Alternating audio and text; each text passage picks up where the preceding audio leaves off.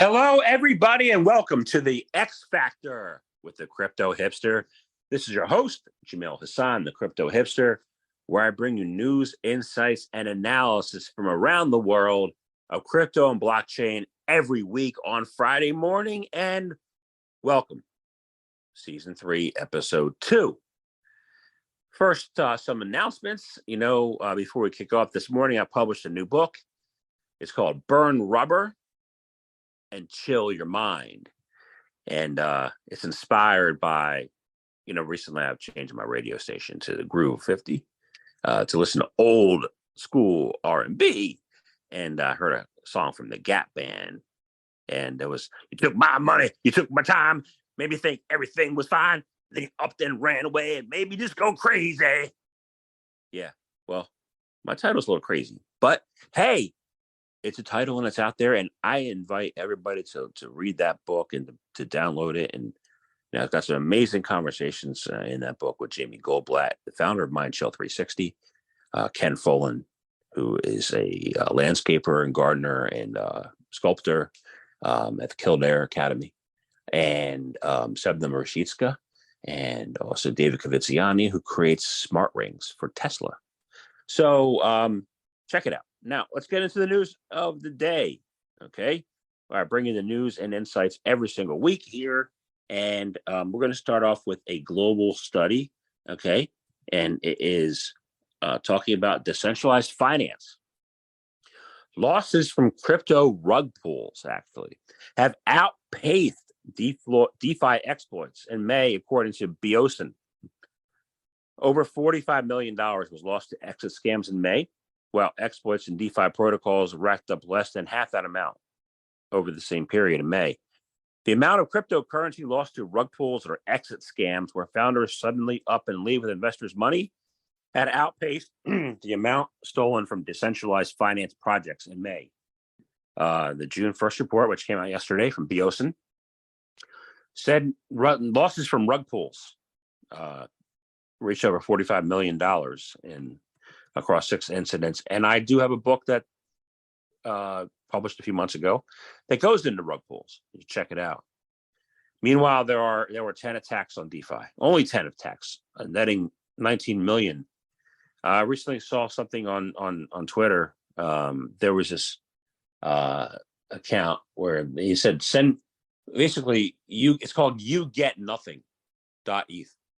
People sent over $1.2 million to this account, and the guy said, you get nothing. So people were actually handing this person, their money. I mean, if you want to hand someone your money, I mean, that's one thing, but I wouldn't call that a rug pull. But there are other examples of rug pulls, and the largest rug pull was $32 million by a crypto project called FinTalk. Okay, hackers and scammers are according to this report, hackers and scammers are gradually shifting the target of their attacks from various project parties to ordinary users, which means they're trying to scam retail. And I've seen that. I've seen retail get scammed. There's a whole bunch of things. There's Ben. There's a number of different, money grabs out there. And for the people who don't know better, think you're going to get rich overnight, I mean, likely it's not going to be you, So do what you can. And, the FBI is on this thing. So let me know your thoughts, how that's going to play out for retail investors who never learned technology, who don't know any better, who think they're going to get rich overnight by giving people money. How's that going to go for you? Let me know your thoughts. I don't think it's going to go too well, but hey, I could be wrong. I'm wrong a lot. So, but I admit it. I admit I'm wrong a lot. So let's do another global article before we get into the U.S., because the U.S. is always fun and interesting. Not exciting, but fun and interesting. Coinbase derivatives exchange is set to roll out Bitcoin and ETH futures. Coinbase derivatives exchange, yeah. As we face regulatory challenges, public exchange, Coinbase is moving forward with its futures contracts. Thank you, Coinbase. Somebody needs to make sense in this industry, in this market, and Coinbase does. On June 1, yesterday, Coinbase revealed its plans to introduce Bitcoin and Ether futures contracts on June 5th through its Commodity Futures Trading Commission regulated derivatives exchange. The futures contracts will be targeted toward institutional investors. According to Coinbase, the newly announced institutional size contracts will have a specific size of 1 Bitcoin and 10 Ether. This sizing is intended to enable clients to effectively manage market exposure. The decision to launch the products was driven by the feedback that the exchange received following the introduction of its Nano Bitcoin futures and Nano, not Nanny, Nano, Ethereum futures contracts. In addition, Coinbase stated that the derivative exchange would be dedicated to fulfilling requirements of institutional investors by offering them inventive solutions tailored to their specific needs. Institutions need a lot of help. Coinbase, how do you think that's going to go? And, like I said, thank you, Coinbase, for making sense in this market. Okay, so now when we talked about making sense, we're going to talk about making nonsense. Oh, absolute nonsense. So let's start out. Which article do we want to talk about in the US that's the greatest nonsense? Oh, here we go. This one's easy. This is so simple because I'm not going to bash Gary Gensler, although I've been requested to bash Gary Gensler. He didn't show up in the news this week. Someone else did. His buddy, his friend, Senator Elizabeth Warren, Pocahontas, or there's lots of things people call her, but I'm not going to call them her anything except for Senator Elizabeth Warren points to crypto payments as facilitating fentanyl trade with China. Wow. Yeah, okay. The number of crypto transactions associated with Chinese fentanyl brokers increased by 450% last year alone, said, Massachusetts Senator Elizabeth Warren. She said there's a link between cryptocurrency payments and companies based in China that provide precursors for the opioid fentanyl. In May 31st hearing of the U.S. Senate Banking Committee on China, Warren pointed to a report from blockchain analytics firm Elliptic to suggest a connection between cryptocurrency and illegal drug transactions at Chinese companies. Elliptic reported on May 23rd that 90% of roughly 90 Chinese-based firms supplying fentanyl precursors were willing to accept payment in cryptocurrencies, including Bitcoin. She says crypto is supposedly banned in China, but the number of crypto transactions associated with Chinese fentanyl brokers increased by 450% just last year alone. I'm just trying to digest this because it's not like cash is used. Cash is never used for drugs. Cash is never used for illegal activity. Cash can't be possibly laundered ever. Cash is not used, but blockchain, which tracks every single transaction and everything, is used for illegal drugs. Miss Warren, have you been taking fentanyl? Have you been doing opioids? Because basically, based on what you said, it sounds like you have. All right. So let me know your thoughts. And Senator Warren, come clean. Let us know what you're smoking over there, because some people might want some of that. Let's go. All right. Now, nonsense. Remember, we stay in the US. Let's go to, it is wild and crazy. Fed board issues an order to Silvergate Bank as part of self-liquidation plan. Okay. Silvergate Corporation and its crypto-friendly bank will have 10 days to submit a self-liquidation plan in compliance with California and federal requirements. The Federal Reserve Board of the U.S. has issued a consent order to Silvergate Bank and its parent company as part of the institution's plans to wind down operations and liquidate. Yesterday, the Fed said Silvergate Capital Corp and the bank will have 10 days to submit a self-liquidation plan in compliance with California and federal requirements that will wind down its operations. The firm announced in March that it plans to shutter operations in light of recent history and regulatory developments, becoming one of three major cryptocurrency banks to close. And all the blame was placed on crypto, but instead of people working there who didn't have any CCAR experience, maybe. So, that's some craziness.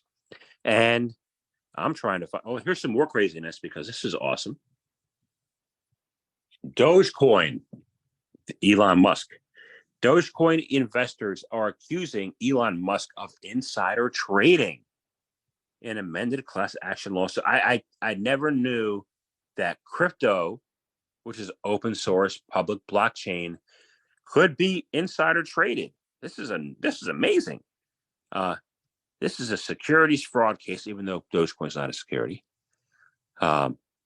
arising from deliberate course of carnival barking market manipulation. Wow, carnival barking market manipulation. How do you bark in a carnival? It's a question. Is it woof woof? Is it woof woof? Is it? I don't know. Let me know your thoughts on how you bark in a carnival. A group of Dogecoin investors has requested leave to amend a class action lawsuit against soon-to-be former CEO of Twitter, Elon Musk, alleging that he manipulated the price of the meme token. In a May 31st filing in the United States District Court for the Southern District of New York, the investors claim Musk used his social media following on Twitter, as well as media appearances, to profit off trades of Doge through an undisguised course of cryptocurrency market manipulation. According to the complaint, Musk profited off Doge trading at the expense of other investors by causing the price of the token to spike through actions including changing Twitter's logo to the Dogecoin's logo. The investors filed their initial complaint in June 2022 prior to Musk's takeover Twitter, but following his initial interest in promoting Doge on the social media platform, but have amended the lawsuit at least 2 times based on his actions. They requested leave from the court to amend their complaint, alleging Musk was responsible for insider trading of Doge, but also to claim the token was a security under the U.S. SEC Commission. It's not a security. Gary Gensler wants to say everything's security. It's not a security.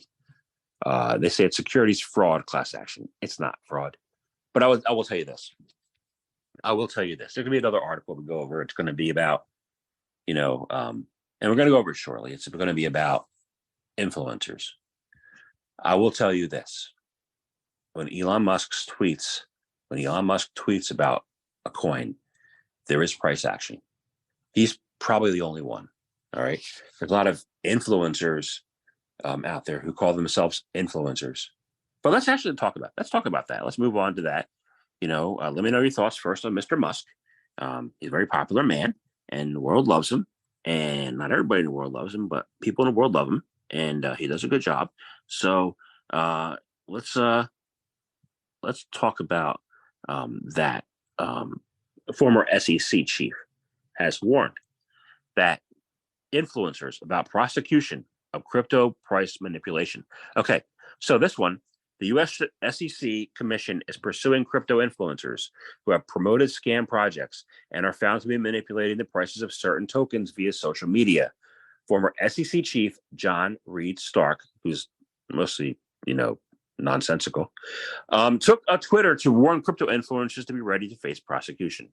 Okay, he says, "Attention, all crypto promoters who use social media to manipulate the price of crypto securities. Fail not at your peril.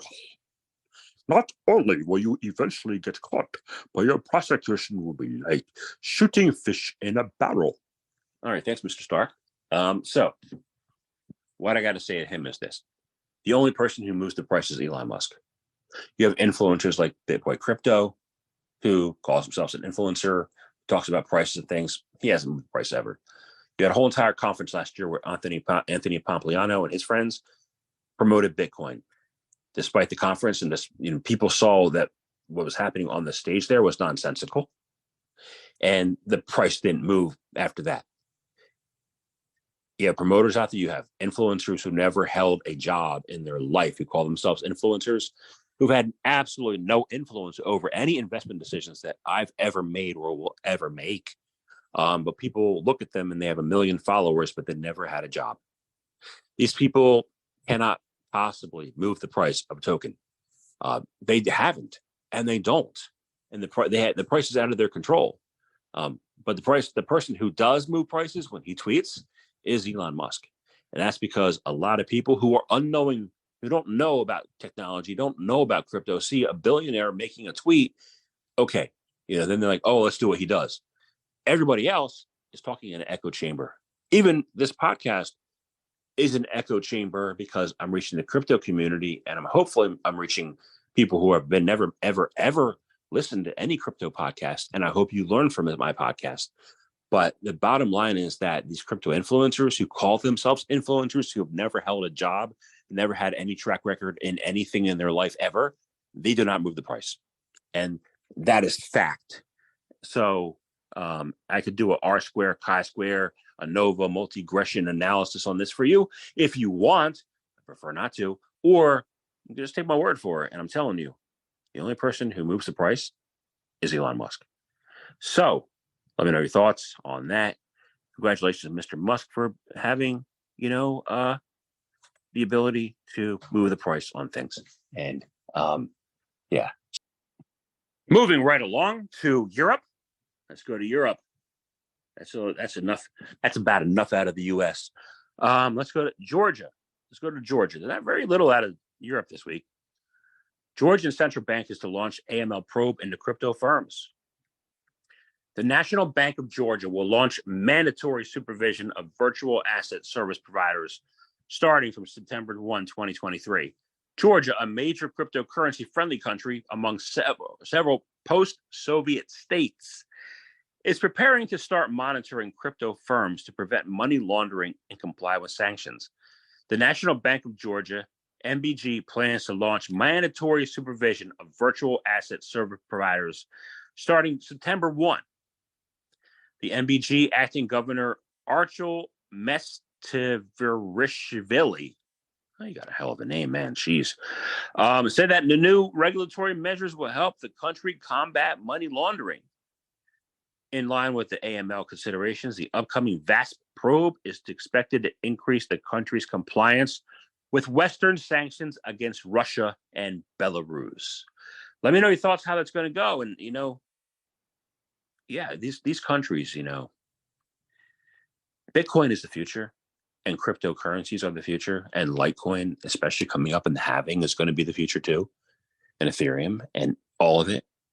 And governments have done a very good job. I believe they've done a great job at scaring away normal people from being in the space. And how do you stick with it despite all the crap, despite all the fentanyl talk from the Pocahontases of the world? How do you stick with it, navigating governments who do not want their people to be enriched, who just want to have control? How do you navigate that? Well, it starts with conviction, doing what you do anyway, playing by the rules despite the good guys being treated poorly, knowing what you do is right. It's important to be able to have conviction and commitment to the space. So I applaud those who are still here. I applaud those who are working in this space to build it up for the future. And let's go and move forward without fentanyl. So, and without, just overreaching and overbearing. And that's all we had in Europe this week. So, no more filler. Let's go to China. All right. Actually, let's go to China. Okay. Chinese officials have issued a warning about artificial intelligence and national security. Leaders in Beijing have stressed the need for dedicated efforts to protect national security and improve security governance of artificial intelligence. Officials in China have warned about the risks posed by the rapid advancement of AI development and subsequently called for tighter measures on national security. The remarks come from a meeting on Tuesday, May 30, with the Chinese President Xi Jinping and prominent members of the Communist Party stressing the country's ambitions to take the lead in the global race to develop AI, cutting edge AI. They said that leaders discussed the need for dedicated efforts to safeguard political security and improve the security governance of internet data and AI. Okay. You must be prepared for worst case and extreme scenarios, they said, and be ready to withstand major tests of high winds, choppy waters, and even dangerous storms. How's AI in China going to play out? How's it going to work? Let me know what you think. Let me know your thoughts on that. And then sticking over into the China area, okay, we are going to discuss Hong Kong. Okay, a couple of things out of Hong Kong this week. And let's go there. Okay. Hong Kong Virtual Assets Consortium has launched, okay, with Huobi as its first member. The new consortium, Huobi has become the first member of this new consortium, the Hong Kong Virtual Assets Consortium, HKVAC, not to be confused with HVAC, which is air conditioning and heating. It's HKVAC. The Seychelles-based cryptocurrency announced, which is where Huobi is. They're in Seychelles. The new organization promises to provide a rating service and indices when it's fully launched. The new organization is debuting at a crucial moment as retail crypto trading begins in Hong Kong under new regulations. The Huobi has launched the exchange to participate in the new marketplace, and according to them, HKVAC, not to be confused, HVAC, was established primarily to enhance the industry's capabilities in security, risk management, and to assist the central government and Hong Kong's local authorities in building a world-leading hub for virtual asset and digital finance. And Huobi aims to develop a venture capital database that caters to the need of the market by participating on the HKVAC. Okay. Very good. Let me know your thoughts on that. And we're going to go to Hong Kong. And this crosses the Middle East and Asia, but we're going to focus on it because that includes Hong Kong. Hong Kong and UAE central banks collab on crypto rules and fintech development. Okay. The Hong Kong and the United Arab Emirates central banks are looking to collaborate on crypto regulations and financial technology development. That's smart because UAE's development is working really, really well. We should look in the US of the opposite of what we're doing here and look at the UAE and see how well they're doing there. That's exactly what Hong Kong has done. On Wednesday, the Hong Kong Monetary Authority said it met with counterparts in the central bank of the UAE, with two agreeing to strengthen cooperation on virtual asset regulations and developments. The two central banks are pledged to facilitate discussions on joint fintech development initiatives and knowledge sharing efforts with each region's respective innovation hubs. Can you imagine if there were innovation hubs in America with all the big tech people who were laid off in the past year? We just create innovation hubs and build technology for the future. That would be amazing. Now, wouldn't it? Wouldn't it? Yeah, it would. Financial infrastructure and financial market connectivity between the two jurisdictions were also noted as key points discussed. They were looking on building the long-term sustainability and viability of this relationship that will benefit both jurisdictions economically as they share many complementary strengths and mutual interests. Congratulations, UAE. Congratulations, Hong Kong. Let me know how that's going to go. Yes, crypto is beloved in the rest of the world, and it is. So let's go to Singapore. Crypto.com joins ranks of licensed payment institutions in Singapore. The Singapore-based crypto exchange, Crypto.com, announced on June 1 that it has been granted a major payment institution license for digital payment token services by the Monetary Authority of Singapore. The announcement comes after Crypto.com received its in-principle approval from MAS in June 2022, last year. They got it last year. With the MPA license, Crypto.com is now authorized its DPT services to customers in Singapore, which is good. We're advancing into Singapore, which is good. Who was there? FTX.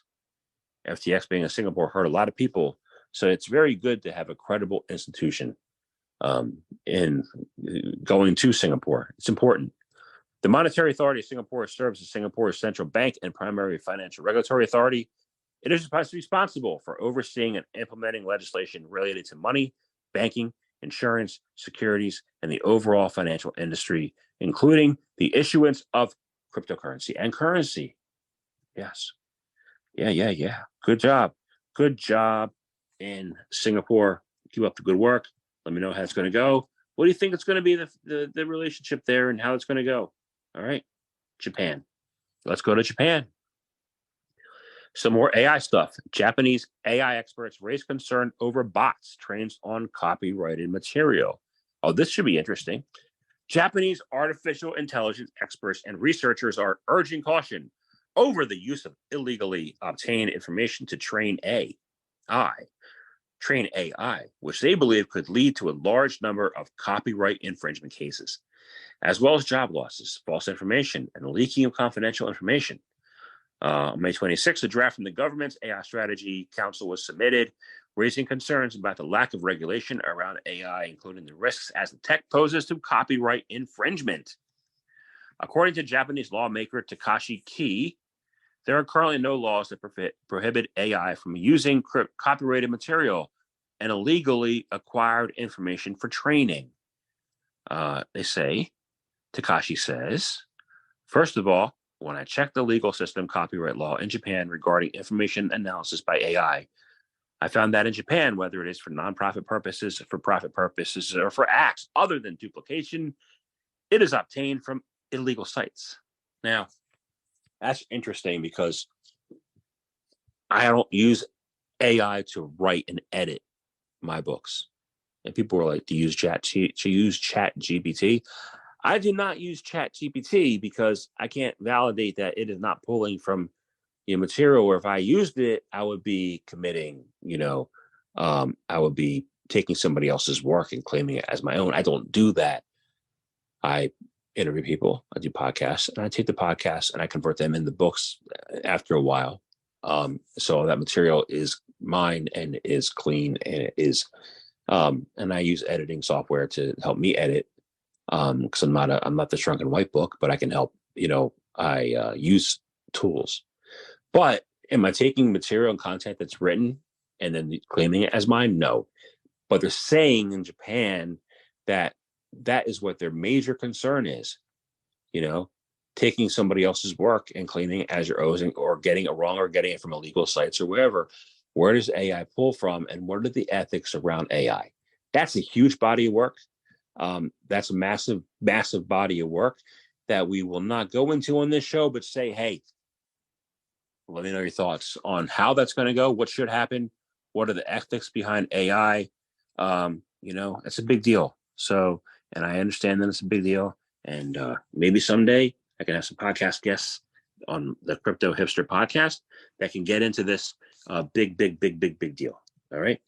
So we're going to go down under. Right now, we're going to go down under. Okay. We're going to go to Australia. Okay. Binance Australia was in the news this week. All right.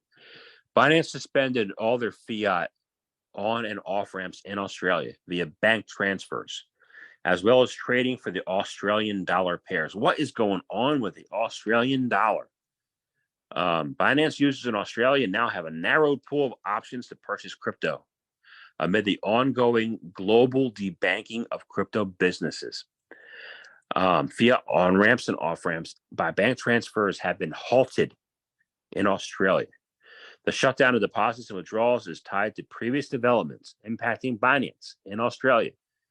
In February, Binance's local derivatives arm abruptly notified users of certain positions and accounts that would be closed. Okay. But there's ongoing turmoil in the Australian dollar. Okay. They said under the law, wholesale investor is an experienced investor. They should know what they're doing. But fellow Binanceans, they say on a tweet, we regret to inform you that AUD, Australian dollar deposits and withdrawals by bank transfers are no longer available to Binance users in Australia. Binance has ceased all trading pairs as of June 1 for Australian dollar. Wow. How's this going to go? What's the future of the Australian dollar? You know, this is concerning. And let me know what you think about, about what's going on there. So let's go to the Middle East. We already touched on one Middle East, the partnership between Hong Kong and Dubai, UAE, which is smart. Smart, smart, smart, smart, smart, smart, smart, smart. AML rules for digital assets come into effect in the UAE. Under new rules from the Central Bank of the United Arab Emirates, licensed financial institutions will be required to verify the identities of all customers. The update will come into effect within a month. By the end of June, the CB UAE, which is the Central Bank of the UAE, published guidance for LFIs on risks related to virtual assets and virtual asset service providers. It's a 44-page document. It specifies new rules on AML and KYC in combating financing terrorism for banking institutions engaging with crypto in the UAE. And it takes into account the Financial Action Task Force Global Standards, which I have interviewed Malcolm Wright, who when he was at the FATF a couple of years ago, and asked for my input and feedback. And that was a delightful conversation. Check that out someday. If you want to go back and reminisce. But according to the guidance, the LFI should submit a request to the central bank for non-objection to open accounts for each VASP on a case-by-case basis. Any collaboration with VASPs without a national license is prohibited. There be a general verification process for customers before establishing any new relationship. It is important to do it beforehand. LFIs are required to understand the nature of the customer's business. The steps suggest creating a profile of the customer, including the types and volumes of transactions the customer is expected to engage in. Good deal. Let me know how it's going to go. I think it sounds promising. And then we're going to go to Qatar. Qatar is being slammed for not taking action enough against crypto companies. Action enough. Let's see. What kind of action are you taking? The FATF has slammed Qatar Central Bank for making little effort to enforce its own regulations prohibiting virtual asset service providers. In the May report, in the 31st report, the Global Money Laundering and Terrorist Financing Watchdog highlighted that Qatar needs to advance its capabilities to effectively combat evolving forms of criminal activity, including sanctioning virtual asset service providers. It needs to improve understanding of more complex forms of money laundering and terrorist financing, the FATF said. Wow. Okay. In December of 2019, this is years ago, the Financial Center Regulatory Authority announced that virtual asset services may not be conducted in or on from the Qatar Financial Center. All right. So what does Qatar need to do to be more up to date in line with crypto regulations, with all that stuff? Let me know your thoughts. And one final note, I forgot to say this earlier, when we talked about crypto influencers. There are some who have attempted to, to navigate or to adjust or to, influence the price of something, and they failed. Of course, they failed. But what they also did was, some of them got tattoos of Terra Luna or something else, and then went on CNBC and said, "Hey, take Litecoin off the board." That person failed and also had a really bad tattoo. But somebody like that should be, maybe thought about. But my point is this: don't let these influencers scare you and off of investing in crypto. Do your own research. Don't have them do your research for you. The way to stay in the game is DYOR, is do your research. So, and I mentioned Litecoin, and I had to mention that at the end because we're 2 months away from Litecoin happening, and I'm not trying to influence the price here. Do your own research. And, read some of my books, listen to some of my podcasts. I got a couple of great podcasts coming out this weekend. So, and keep listening to the X Factor with the Crypto Hipster. I might even sing again for you next week. I know That's crazy. And I might even talk about the fentanyl trade again next week. Who knows? I never did opioids. Who knows what I'm going to say, because this is a shoot from the hip podcast, and I talk about what I want to talk about as it comes out of my mouth. There's no script. It's unscripted. It is Improv 101. So thank you for listening to my Improv 101. And for the X Factor, and join me again next week of a delightful show on tap, whatever it is, and whatever it's going to be phenomenal. Have a great weekend.